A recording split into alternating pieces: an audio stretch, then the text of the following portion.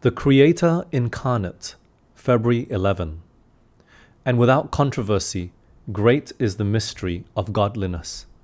Christ was manifest in the flesh, justified in the Spirit, seen of angels, preached unto the Gentiles, believed on in the world, received up into glory. 1 Timothy chapter 3, verse 16.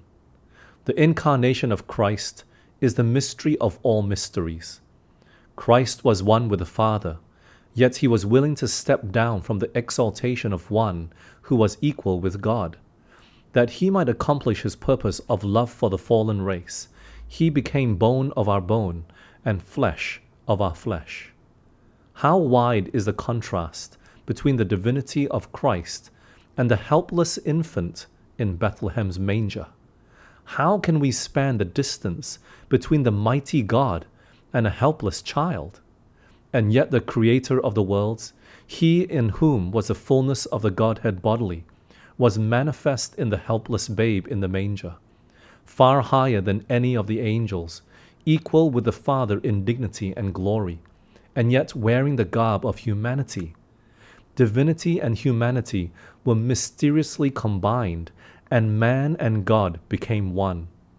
It would have been an almost infinite humiliation for the Son of God to take man's nature, even when Adam stood in his innocence in Eden.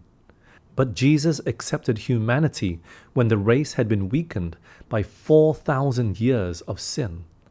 Like every child of Adam, he accepted the results of the working of the great law of heredity.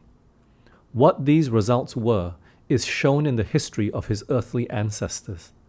He came with such a heredity to share our sorrows and temptations and to give us the example of a sinless life. Those who claim that it was not possible for Christ to sin cannot believe that he really took upon himself human nature.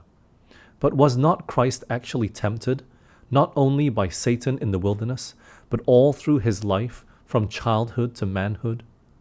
Our Savior took humanity with all its liabilities. He took the nature of man with the possibility of yielding to temptation. We have nothing to bear which he has not endured.